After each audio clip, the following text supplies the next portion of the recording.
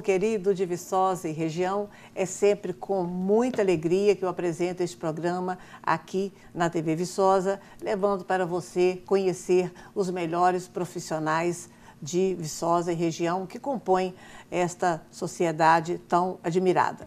Lembrando que excelência é fazer o comum da melhor forma possível, não é mesmo?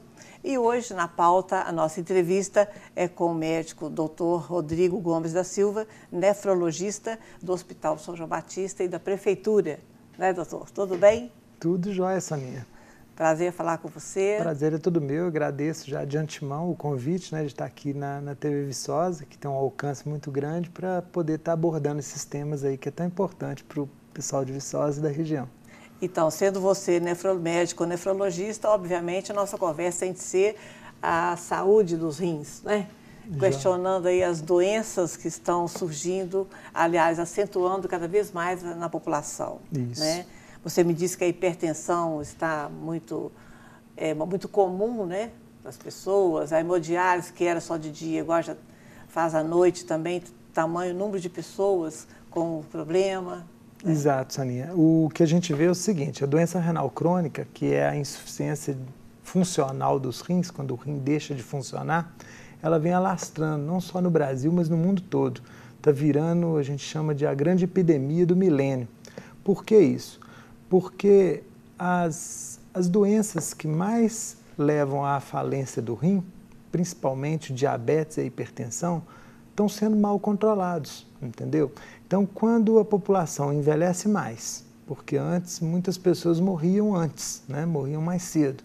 Hoje as pessoas têm uma qualidade de vida melhor, os procedimentos diagnósticos são bem mais avançados, então isso faz com que a pessoa viva mais tempo. Quando vive mais tempo, dá mais oportunidade para vir a ter a falência do rim. Hipertensão e diabetes virou uma epidemia mundial junto com a obesidade e são as duas causas que mais contribuem para levar as pessoas para hemodiálise. Então, com isso, a gente está amargurando aí uma grande quantidade de pacientes com doença renal crônica. E o que fazer para melhorar essa situação? Então, o que fazer? Logicamente, a minha parte na atenção terciária já é a parte de tratamento. Na hemodiálise é pouco que eu tenho para fazer, é tratar o doente que já está com falência. Quando chega lá na hemodiálise. Isso, mas eu tenho uma importância muito grande na atenção secundária, porque a gente tem um espaço do Estado, juntamente com a Prefeitura Municipal de Viçosa, que é o CEAI. Você já ouviu falar do CEAI, CAE?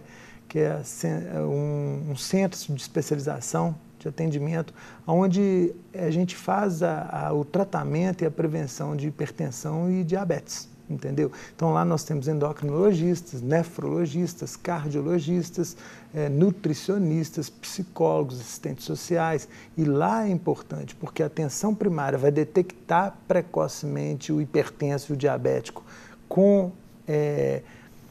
que já está evoluindo com alguma alteração renal e vai encaminhar para esse centro. E lá, então no Hospital São João Batista, a gente tem também um serviço, um ambulatório, para a gente poder prevenir, ou seja, retardar a progressão da doença. Um exemplo, você tem um problema renal, eu vou tentar te segurar o mais tempo possível para que você não caia na hemodiálise. Mas isso resolveria com a alimentação ou você fala de um problema que a pessoa já nasce com eles? Então, primeiro, algumas doenças a pessoa já nasce com ela, né? Nós temos exemplos da doença renal policística.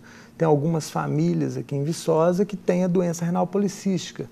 É uma doença autossômica dominante, a genética, que o pai teve, passou para o filho, 50% de chance, o filho vai passar para o neto. Então essas pessoas podem desenvolver a insuficiência renal e acabar um dia precisando de hemodiálise. Vários membros da mesma família já fizeram hemodiálise com a gente. Essas são algumas alterações que você já nasceu com ela. Mas muitas doenças você adquire ao longo da vida. Exemplo, diabetes. Você, às vezes, tem um histórico familiar de diabetes, mas se você se cuidar, fizer atividade física, fizer uma boa alimentação, tiver cuidado com a sua saúde, às vezes você não vai desenvolver o diabetes. Agora, você começa a beber, começa a alimentar desregradamente, começa estresse, atividade física nenhuma, sedentarismo, aquela coisa toda, você vai desenvolver o diabetes e futuramente você pode vir a ter a doença renal crônica. Hipertensão, a mesma coisa. e outras doenças, infecção urinária de repetição, cálculo renal, as nefrites e algumas outras. Doutor Rodrigo, essa questão da história familiar, então, da doença. Então, isso aí é muito importante, Soninha. Por quê? Porque as pessoas que têm histórico familiar de doença renal crônica, um exemplo, seu pai ou sua mãe já teve doença renal crônica, o rim já teve algum problema renal na família, já teve algum membro na sua família que já passou por hemodiálise, é o que a gente costuma brincar, um olho no gato e outro no peixe, né? Então, se você tem histórico familiar, acende um sinal amarelo para a gente. Então, esses pacientes têm muito mais chance de chegar a ter problema renal, chegar na hemodiálise, do que os pacientes que não têm histórico na família, né? Então, seria importante a prevenção, principalmente no grupo da terceira idade, porque o idoso, geralmente, o rim funciona um pouco menos, e é uma faixa etária onde muitas das vezes tomam muitos medicamentos também às vezes interferem no funcionamento do rim, anti-inflamatório, por exemplo, né? Muito idoso com dor na coluna, né? Passa por plantões, por especialidades que às vezes vão usar anti-inflamatório, o rim já não está bom, só que o pessoal não está sabendo e acaba piorando ainda mais. Então, faixa etária mais alta, diabéticos, hipertensos, obesos, ou quem tem história na família de doença renal crônica, tem que ter um alerta especial. A gente tem que ficar com uma atenção maior nesses grupos. No caso da criança, por exemplo, doutor Rodrigo, a criança que vai engordando, ela poderá desenvolver futuramente um problema desse? Sem sombra de dúvida, hoje em dia a gente bate muito nessa questão. Por quê? Porque a criança hoje em dia já está com dislipidemia, a criança já está obesa, o índice de obesidade infantil é muito grande. Logicamente que a criança só por ser gordinha não vai parar na hemodiálise, mas pelo fato dela já começar a geração criada com hambúrguer, com cachorro quente, com batata frita e Coca-Cola, a chance de vir a ter hipertensão, obesidade, diabetes e futuramente ter insuficiência renal. Exatamente. Antigamente, na sua época, na minha época, a gente brincava na rua, a gente corria, a gente andava de bicicleta, brincava de queimada, jogava futebol nas ruas. Hoje em dia, não. As crianças, coitadas, estão encasalados dentro de um apartamento, muitas vezes só no computador ou na internet, e, obviamente, sedentarismo, mais alimentação, que muitas das vezes é uma alimentação, né, que não é adequada, a chance é maior de acontecer sim, Sonia. E qual seria o recado para os pais? Então, o recado para os pais que a gente deixa é tentar uma vida saudável. A gente sabe dos problemas, das dificuldades hoje. Eu tenho filhos com 14, 10, 13 e 11 anos, né? E a gente sabe dessa dificuldade, mas na medida do possível, a gente sabe que a gente não pode deixar o filho na rua, óbvio, mas levar um filho para praticar uma atividade física, ou uma academia, ou uma escolinha de futebol, ou uma arte marcial, alguma coisa para sair do sedentarismo. Vamos levar o menino para a roça, vamos levar o menino para o clube, vamos pôr o menino para nadar, vamos pôr o menino para andar de bicicleta, vão na universidade caminhar com os pais, vão fazer uma atividade em família, né? Isso é importante, a gente criar hábitos saudáveis. E a dieta, principalmente. A criança não toma Coca-Cola no início da vida, entendeu? Quando ele experimenta Coca-Cola, queima, arde a boquinha e ele não consegue nem tomar. E o que acontece? Esses hábitos você vai adquirindo aos poucos. Se você pegar uma criança e começar a oferecer legume, verdura, fruta, sem açúcar, sem sal, sem tempero em excesso, ela vai acostumar e vai gostar daquilo. A gente só gosta das coisas que a gente já acostumou. E desde cedo a gente tem que combater esses enlatados, esses embutidos, esses refrigerantes, suco de caixinha, que a concentração de açúcar é muito grande. Eu acho que é isso que é a mensagem que a gente deixa aí para os pais. Doutor Rodrigo, quais os sinais, por exemplo, de uma pessoa que está com o pé na hipertensão? A hipertensão arterial, geralmente, ela não dá sinal, né? Tanto a hipertensão quanto a doença renal crônica. Isso aí é uma triste sina da gente, porque o rim, por exemplo, a insuficiência renal, só quando o rim está funcionando menos de 50%, é que começa a aparecer algum sintoma, entendeu? Para a hipertensão, que foi a sua primeira pergunta. Qual sintoma que seria esse? Vamos falar primeiro da hipertensão. Da hipertensão, muitas das vezes, não dá sintoma nenhum. Tem muita gente que está batendo papo hoje, fazendo compra lá no calçadão e que está com a pressão de 18 por 10, 180 por 100, ou então 200 por 100 e não está nem sabendo. Algumas pessoas podem reclamar de uma cefaleia, que é uma dor de cabeça. Pode ter um escotoma cintilante. O que é isso? Começar a ver algumas coisinhas, algumas alterações visuais. Começa a ter umas tonteiras, umas vertigenzinhas, entendeu? Mas muitas das vezes a pessoa está batendo papo, conversando, igual nós estamos aqui agora, estamos hipertensos e não estamos nem sabendo. Então, o interessante é aferir de vez em quando a pressão, olhar de vez em quando a pressão para a gente controlar, principalmente quem tem história familiar. E, logicamente, reduzir o sal com enlatados, embutidos desde o início. Doença renal crônica também é a mesma coisa, é caladinha. O pessoal me procura muito no consultório, eu estou com a dor lombar, essas coisas. Eu falo, gente, não é doença renal crônica, pode ficar tranquilo, que o que dói no rim ou é cálculo, que é a pedra descendo, ou então infecção. A doença renal crônica, até atingir 50% do rim funcionando, não leva sintoma nenhum. Mais para frente, a pessoa começa a urinar muito à noite, a pessoa começa a ter um cansaço, uma fraqueza, perde um pouquinho o apetite, depois começa a inchar as pernas, começa a ter falta de ar, começa a vomitar todo dia de manhã na hora de escovar os dentes, mas aí já esses sintomas já aparecem quando o rim está funcionando menos de 30%. Então o ideal é que se faça a prevenção com exames, aferindo a pressão, de vez em quando pedindo o seu médico para dar uma olhada no rim, a ureia, a creatinina, um exame de urina, para que não chegue a ter sintomas, porque quando tiver os sintomas já é tarde. A coisa já ficou feia. Exatamente. Pessoal, vamos a um rápido intervalo e voltamos em instantes. Segura a onda aí.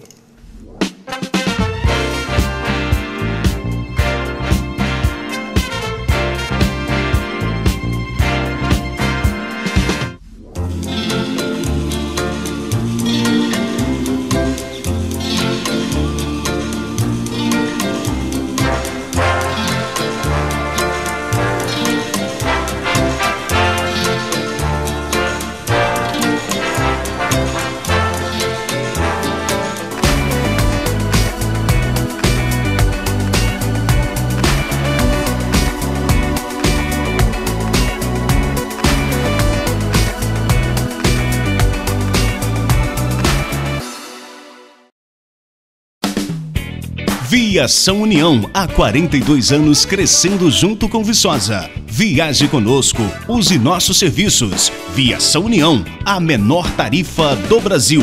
Viação União, oferecendo o melhor em transporte coletivo, com ônibus modernos e confortáveis.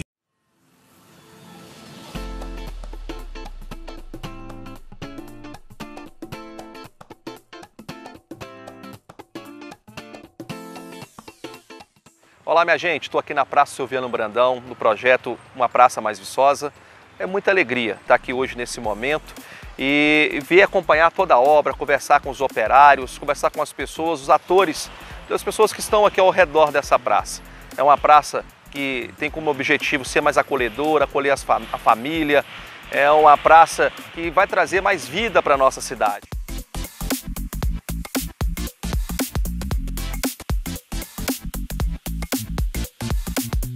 O objetivo do projeto era, além da integração mesmo de todos os espaços da praça, era também contemplar a parte histórica que tem ao redor, como por exemplo o Museu Arthur Bernardes, a própria estátua dele, para que isso fosse exaltado no urbanismo da praça.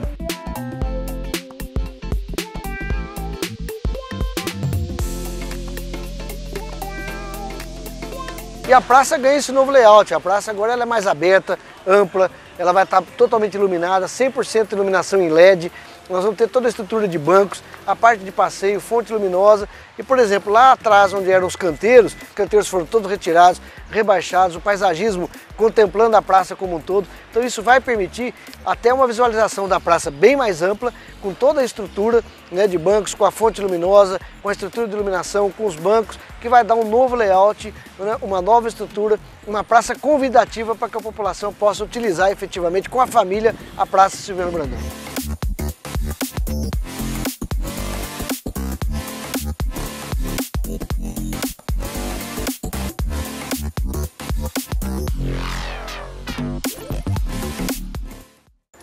aí? Bora ingressar na Univiçosa? Com sua nota do Enem? Se você realizou o Exame Nacional do Ensino Médio em 2016, 2017 ou 2018, nós aceitamos a sua nota para ingressar na faculdade. E ainda oferecemos desconto de até 80% na primeira matrícula de acordo com a sua nota. 2019 é o seu ano. Vem para a Univiçosa! Vem!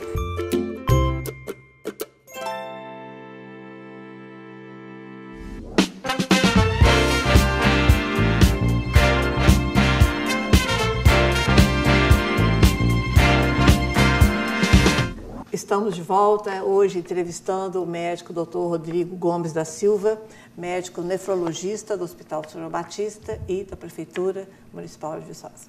Estamos conversando com o Dr. Rodrigo hoje sobre a saúde renal.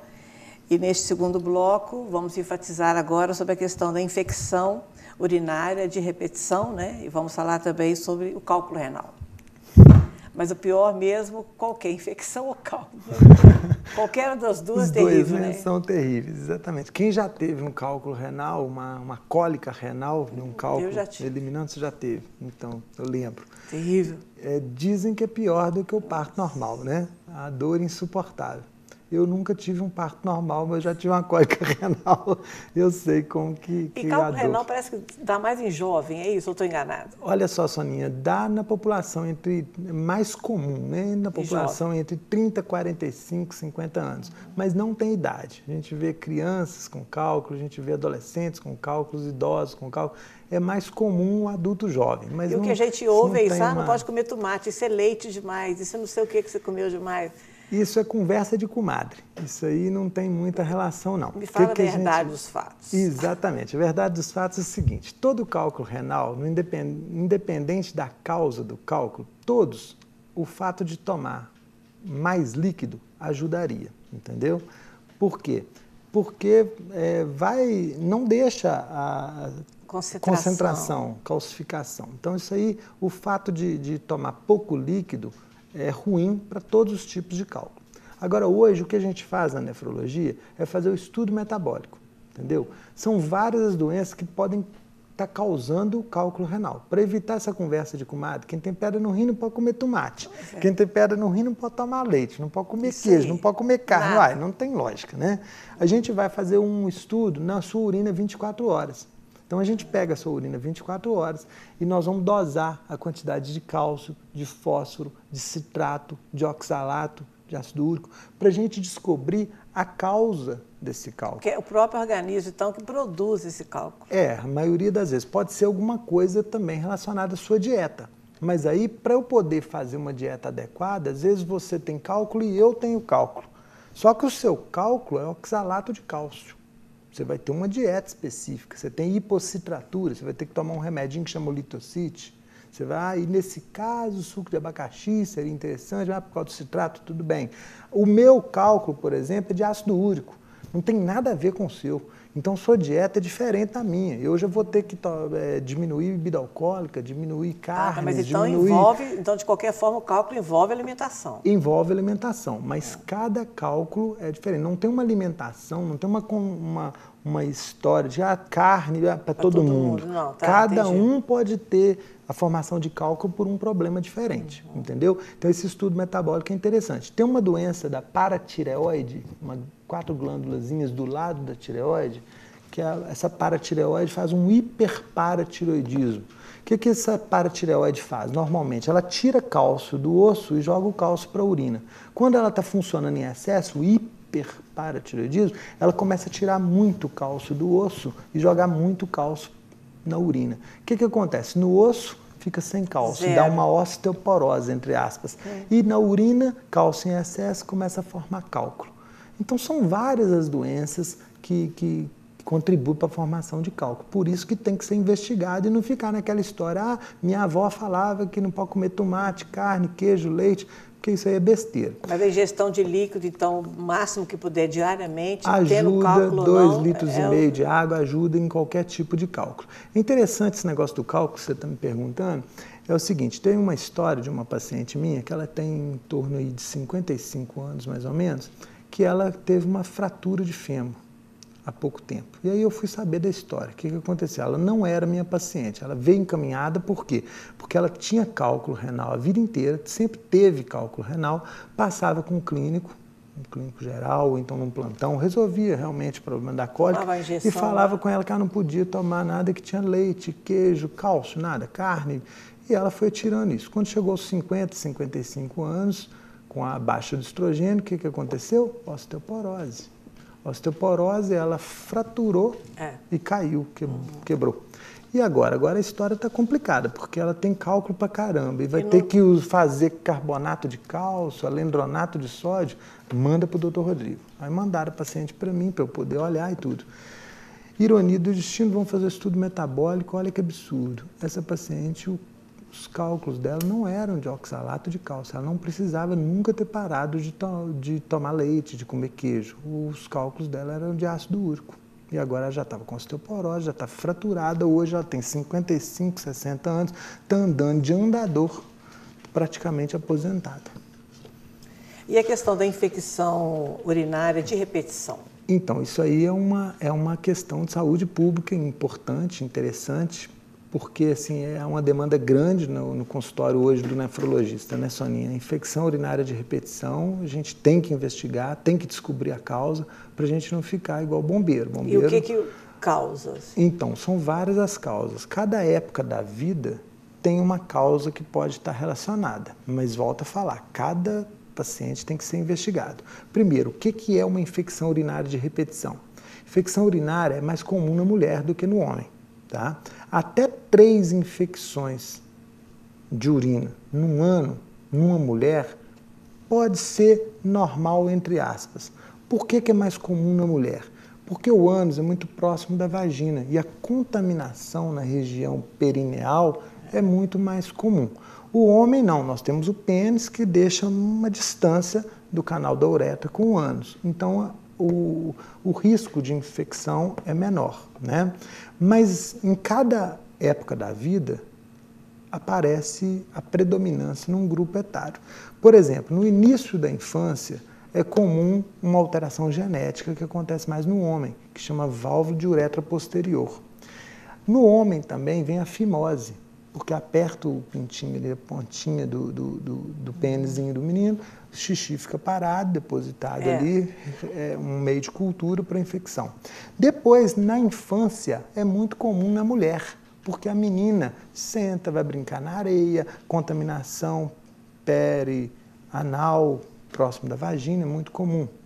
Quando chega de 4 a 7 anos, mais ou menos, é mais comum na mulher, porque a mulher às vezes faz a limpeza inadequadamente, ela traz cocô, a menininha limpa para frente, então ela traz um pouquinho de cocô para a região da vagina, então isso é mais comum na mulher.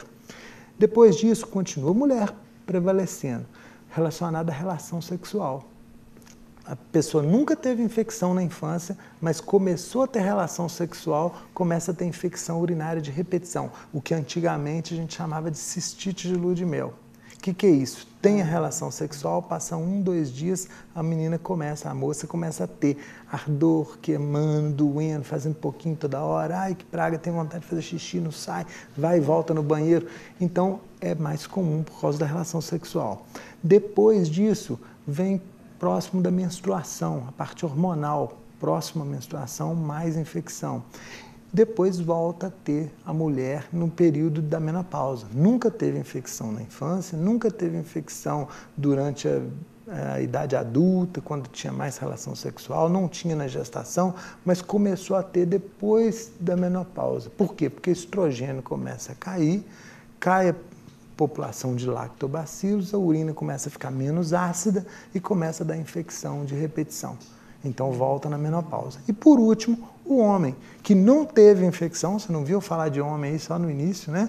E depois dos 45, 50 anos, começa a ter uma hipertrofia ou uma hiperplasia prostática. A próstata cresce, entope um pouquinho o canal da urina, o xixi fica parado ali, a urina fica parada na bexiga, meio de cultura para infecção urinária. Então, cada época a gente tem uma investigação. Lógico que a gente tem que olhar estreitamento, bexiga trabeculada, outros divertículos de bexiga, refluxo vésico-ureteral, que é a urina voltando da bexiga para o rim. A gente faz todos esses exames para poder afastar a causa. Mas não tem uma causa definida, são várias, né? Acontece isso. Mas, de qualquer forma, a extrema higiene, a atenção sem dúvida. Higiene, tomar bastante líquido também, porque, querendo ou não, no momento que a bactéria entra, penetra para a bexiga, aquilo ali, o jato urinário, após a relação sexual, quando a mulher fazer uma limpeza ali, com uma ducha vaginal, alguma coisa, tomar água, suco, cerveja, o que for, para poder urinar depois da relação sexual, isso sempre ajuda.